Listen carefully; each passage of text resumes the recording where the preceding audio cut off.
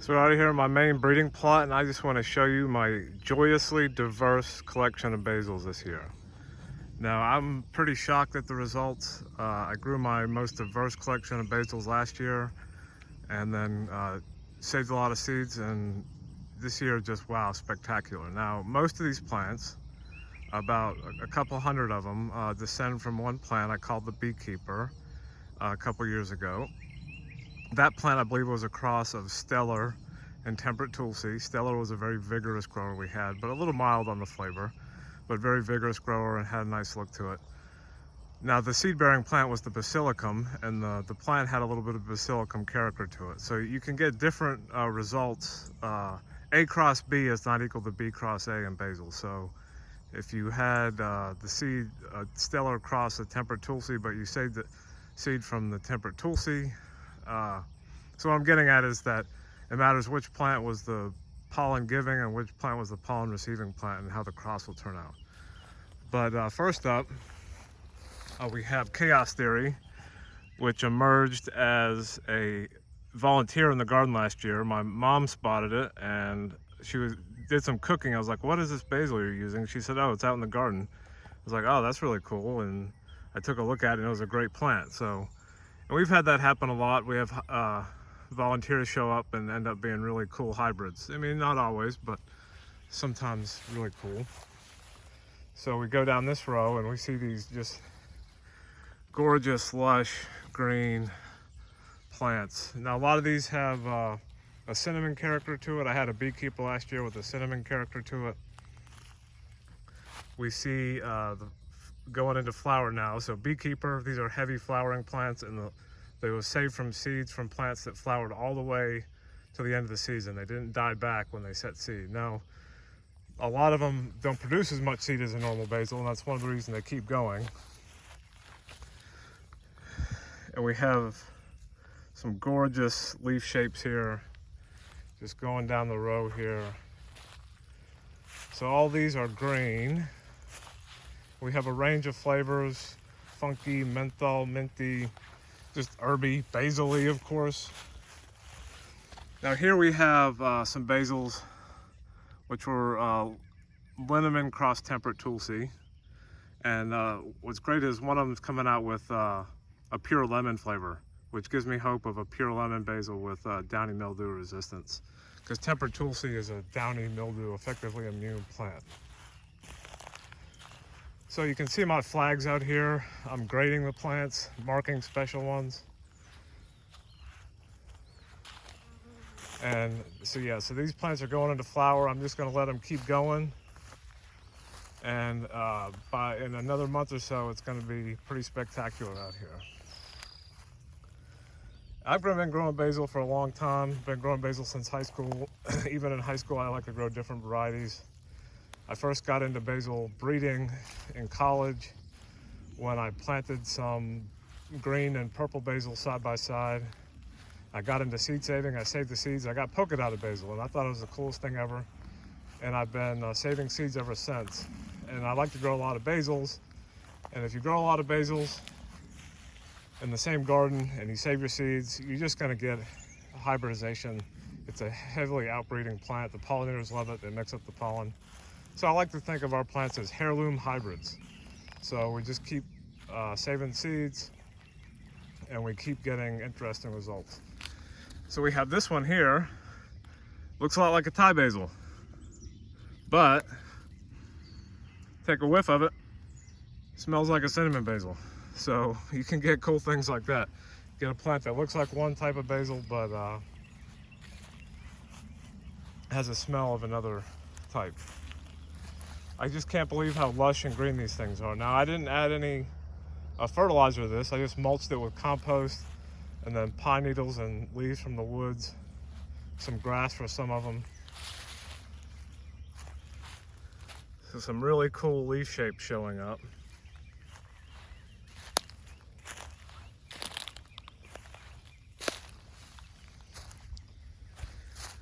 Some really cool colorations. Now I'm just blown away this year. Basil is such a diverse plant. The genome is really complicated. It has the I'm not a biologist. My mother's a biologist, so she tries to teach me as much as she can. But the chromosomes are complicated with basil. And there's different species that actually have different chromosome number and they can cross. And the recombination, she just told me about DNA recombination, can lead to so many different possible outcomes. Wow, just stunning plants. I really like purple ones. You can get different colored teas with them. You can get pinks, you can get purple tea, you can get even blue tea. It's great to come out here and just smell around, pick a favorite out, and brew up some basil tea, some fresh basil tea to relax. Just take it easy. Another one with some interesting structure and leaf shape.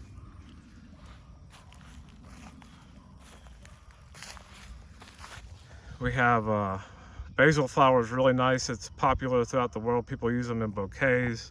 A lot of people think when basil goes to flower, it ruins the flavor, but sweet basil, I think that's somewhat true. Like Italian sweet basil, maybe when it goes to flower, the plant starts to bitter a little bit. But some basils, actually the flowers are where the flavor is at. Flower is flavor. That's kind of my phrase. The flowers are the best for the tea. You steep them, don't let them soak too long, maybe a minute, take them out. You just want to get the flavor to release and not too much of the astringent aspect of the basil. A lot of basils have an astringency to them. One reason, if you eat basil raw, it can be a little bit bitter, but if you pair it with something, it goes quite nice. A lot of basils actually pair really well with desserts.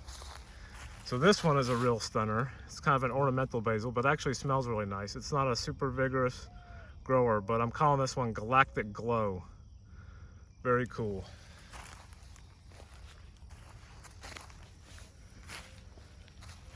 Just going down the line here. This one, just so bushy. I love when you get the blush on the basil and these kind of bigger flowers. These kind of bigger, fatter flowers, really nice. Yeah, so much variation in the leaf shape, the flavors, the forms. Now, one thing we're hoping, we've had a terrible problem with downy mildew and Japanese beetles in the last couple of years. But I saved seeds from plants that are resistant to both of those. So we're gonna see. We have some Japanese beetles showing up on some plants. Not exactly sure what repels them and what attracts them. Of course, any leafy thing they'll be attracted to, but some basils do repel the Japanese beetles. Like I know my cuckoo mesa from Ghana was practically non-affected. And another interesting thing, cuckoo mesa from Ghana is practically immune to basil downy mildew. So if you have trouble with both of those, give cuckoo mesa a try. Wow, stunner. I really like the purple green ones.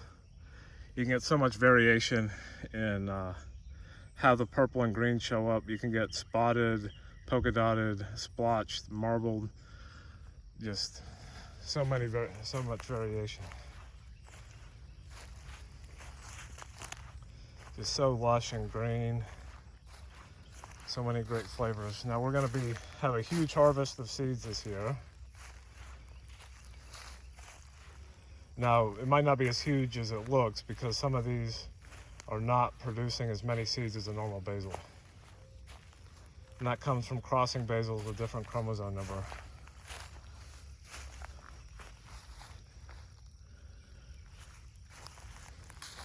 This one's kind of cool. I think it might be an outcross with the spice basil. I had some spice basils growing. Kind of fruity. I'm not sure what it's a cross with, but it looks really cool. Kind of fruity floral aroma. You can get a lot of variation in the size of the plant. Now, sometimes the size of the plant just maybe when he planted it, it didn't have enough roots. It didn't get going right at first, and maybe if it had better conditions, they're off to a good start. So this one here, I'm calling Painted Dragon. Don't ask me why I painted dragon, but there's the painted. But I just thought it was a cool name. Just a spectacular plant, and it's not a very bushy grower, but as an ornamental, it's great. The flavor is also great, which is awesome. This one's pretty good too. It looks similar, but not quite as good as that one.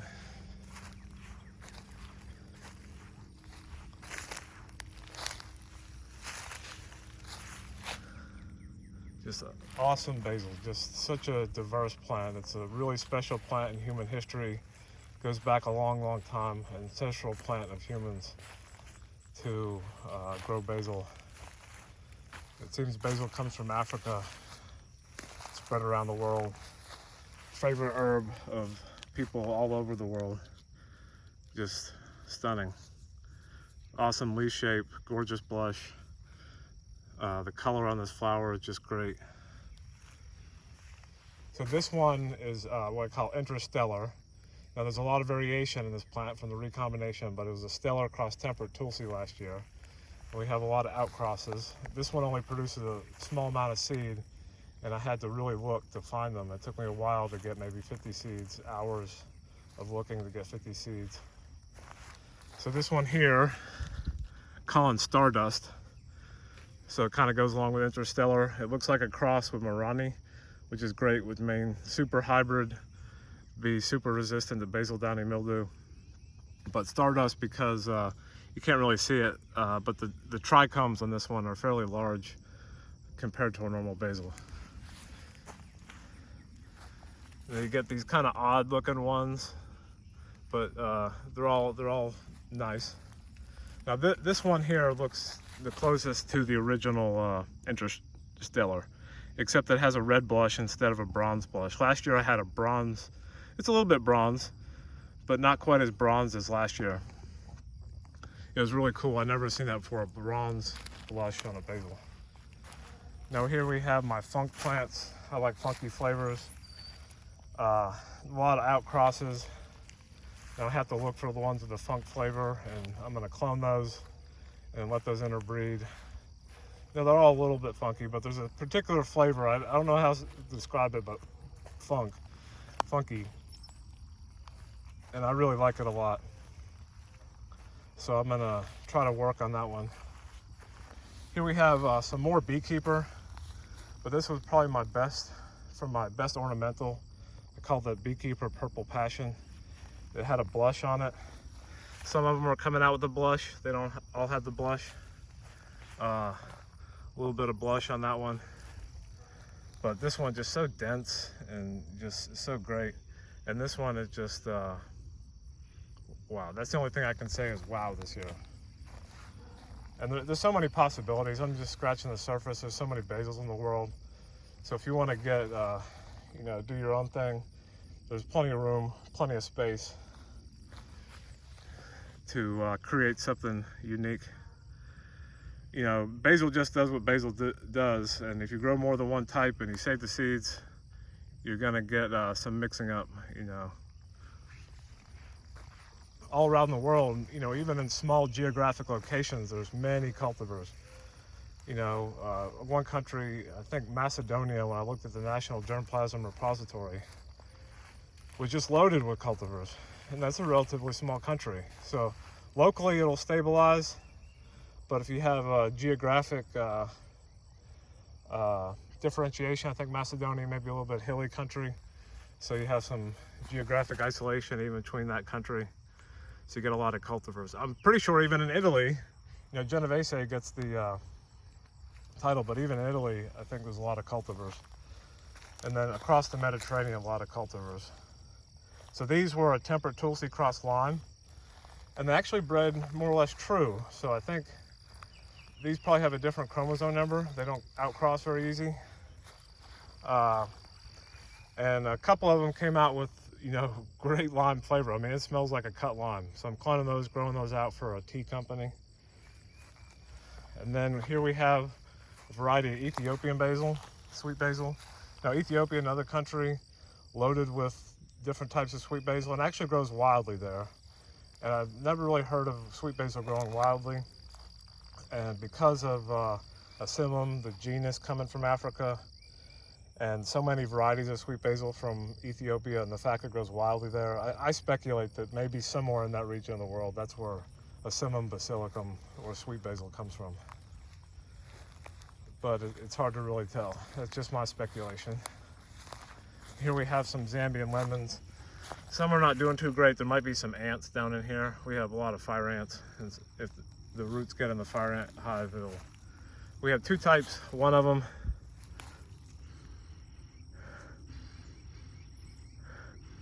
this one's kind of fresh and earthy. It's a mild lemon scent. And then we have another one that has like a eucalyptus, and we ate this with fish the other day, and wow, oh my gosh, just a garlic marinade with some of this basil. Wow, it was great. So these came from Buffalo Seed Company. These sweet basils came from True Love Seed Company. So definitely two basils to give a try. The Ethiopian sweet basil, just so sweet and floral. Wow, just amazing. So that's my joyously diverse plot of basil. So basil, just a remarkable species. Now, one thing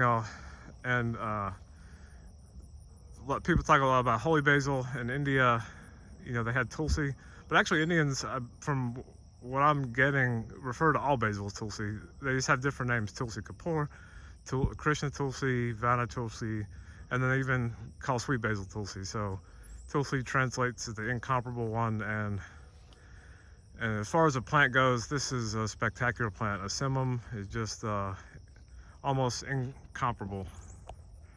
All right, joyously diverse basil. Catch you next time. Cheers and happy gardening.